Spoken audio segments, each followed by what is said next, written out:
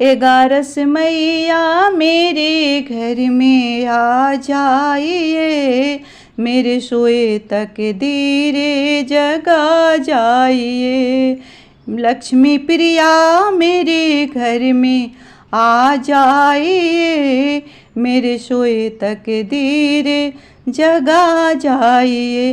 राधे राधे दोस्तों, मैं Meetu Shukla SPM blogs में आप सबका स्वागत करती हूँ। दोस्तों आइए जानते हैं सावन के इस पावन प्रिय महीना में जो पुरुषोत्तम मास की एकादशी है, मल मास की एकादशी है, अधिक मास की जो एकादशी है उसको कब रखना है, कब पारण का शुभ मुहूर्त है, किस दिन व्रत को रखे, किस दिन नहा खाए करे, सो सारी जानकारियाँ मैं लेकर के आई हूँ। इस एकादशी का नाम पद्मिनी क्यों पड़ा, कथा सहित। आइए दोस्तों, मेरा आज का वीडियो इसी पर आधारित है। सुने ये व्रत को।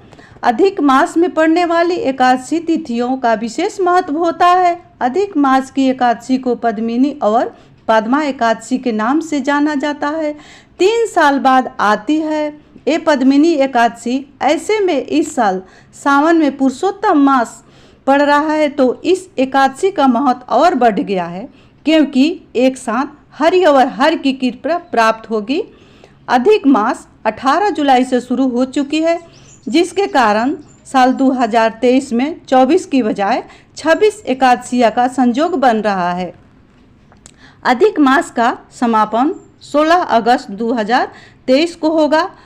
अधिक मास को पुरुषोत्तम मास और मल मास के नाम से भी जाना जाता है।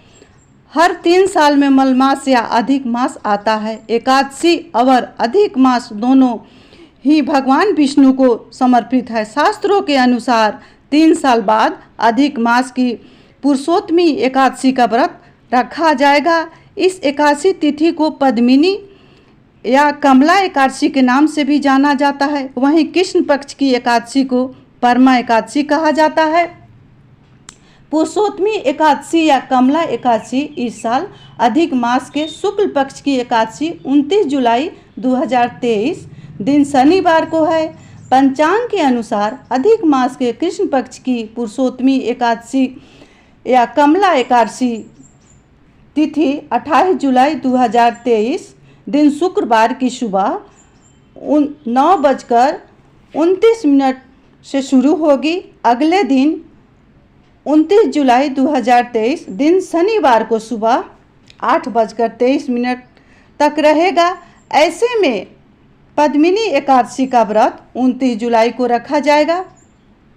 पद्मिनी एकादशी का पारण का शुभ समय सुबह 5:24 से आप पारण कर सकते हैं 8:29 तक। इसके बाद प्रदोष लग जाएगा।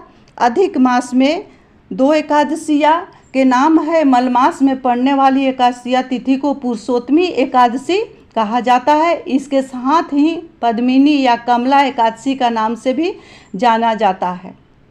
इसमें 8 ऐसा जो नियम है उसको हर मनुष्य को जरूर करना चाहिए, क्योंकि व्रत रखे या ना रखे इस नियम को करना चाहिए। सुबह जल्दी स्नान आदि से निवृत्त हो जाए, पहला नियम। दूसरा नियम, घर के मंदिर में दीप प्रज्वलित करें। तीसरा नियम, भगवान विष्णु को गंगाजल से अभिषेक या पंचामृत से अभिषेक करें। भगवान विष्णु को पुष्प और तुलसी दल अर्पित करें। 5वां नियम, अगर संभव हो तो इस दिन व्रत भी रखें, भगवान की आरती करें। 6ठा नियम, 7वां नियम, भगवान को भोग लगाए। 8वां नियम, इस पावन दिन में भगवान विष्णु को के साथ माँ लक्ष्मी की भी पूजा करें। पद्मा एकादशी का व्रत सभी तरह की कामनाओं को पूर्ण करता है। इसके साथ ही यह पुत्र, कीर्ति और मोक्ष देने वाला भी होता है।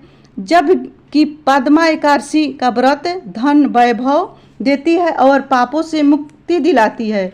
पद्मिनी एकादशी व्रत कथा। दोस्तों आइए जानते हैं इस व्रत का कथा क्या है। पौराणिक ग्रंथों में वर्णित कथाओं के अनुसार यह त्रेता युग की बात है।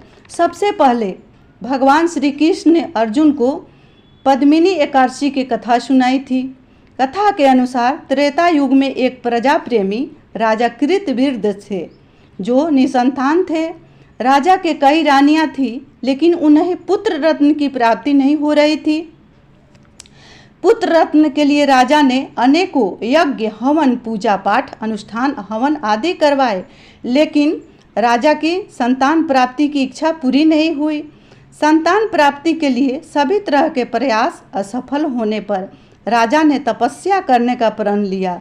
वे अपने राज्य के कार्यभार अपने काबिल मंत्रियों को सौंप दिया।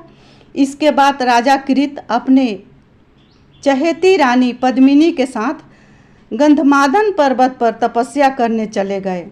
कठोर तपस्या के बाद भी राजा कृतवीर को पुत्र की प्राप्ति नहीं हुई।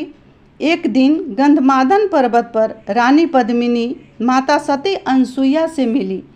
रानी पद्मिनी माता सती अनसुईया को अपनी पीड़ा बताई।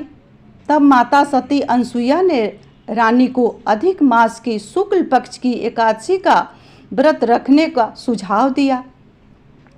माता अनसुईया ने बताया कि इस एकादशी के व्रत का प्रभाव से सभी तरह की मनोकामनाएं अवश्य पूर्ण होती है।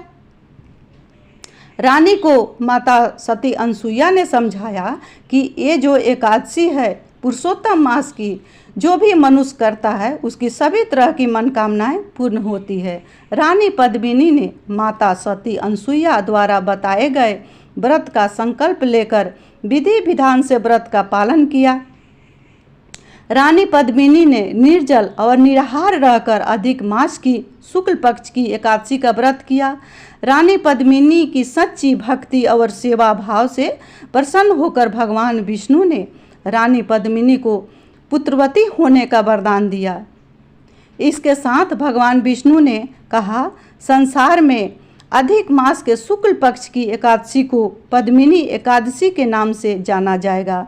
कुछ समय बाद रानी पद्मिनी गर्भवती हुई और अत्यंत ही तेजस्वी और बलशाली योग पुत्र को जन्म दिया, जिसका नाम कीर्तवीर्य अर्जुन रखा गया। बड़े होकर कीर्तवीर्य बहुत ही कुशल राजा बना।